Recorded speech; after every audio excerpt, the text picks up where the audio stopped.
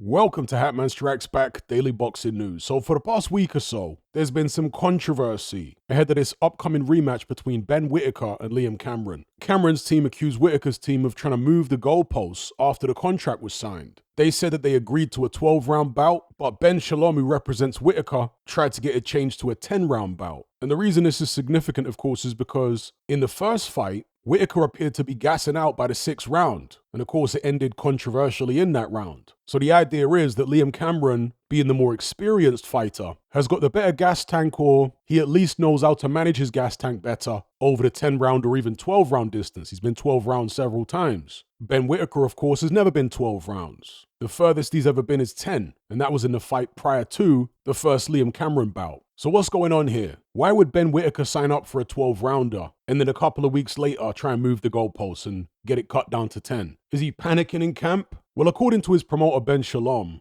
during negotiations with Team Cameron, and that includes Queensberry Promotions who represent him now, Frank Warren, Ben Shalom claims that it was always supposed to be a 10-rounder. That's what all the discussions have been around. The first fight, by the way, was scheduled for 10 rounds, not 12. And so Shalom claims that the only reason that the contract said 12 rounds was down to a clerical error. He said that they made a number of fights recently with Queensberry, which were 12-rounders, and therefore somebody in the boxer Ben Shalom office has apparently used the same contract template, which had 12 rounds on it, for the Whittaker-Cameron rematch. This is what Ben Shalom is claiming. He says that Frank Warren, who of course is a veteran promoter, then pounced on it and used it as leverage to get his guy more money, to make a big song and dance about it in the media, etc., etc. And according to Ben Shalom, it worked. He says he conceded to Liam Cameron and Frank Warren's wishes and is paying him more money. So this fight will be a 10-rounder. There were lots of members of the public who didn't think that Ben Whittaker would take this rematch. I always felt that he would, because there was no way that people would let him move on. I would have been more surprised if he didn't take the rematch, to be honest with you. And personally, I think he'll win it. I reckon he'll probably outpoint Liam Cameron. So those are my thoughts. Give me your thoughts on this fight in the comment section below.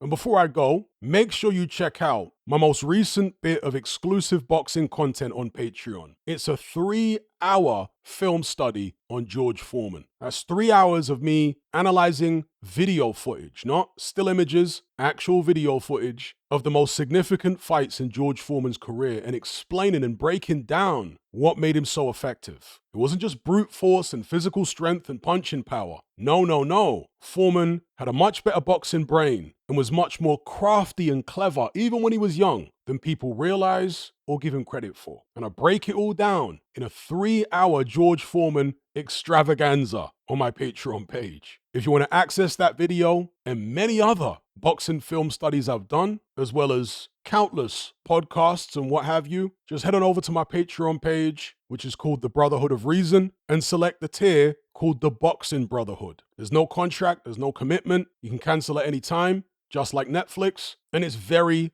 reasonably priced. If you just want to sign up for 1 month and then check out, that's absolutely fine. So yeah, don't miss out on my George Foreman film study. You can access that and my entire back catalog for a very cheap price. It's great value. All of the links are in the description below. Anyway, I'll leave it there. Make sure you guys like this video, share it, and subscribe if you haven't done so already. I'll catch you on the next one. I'm out.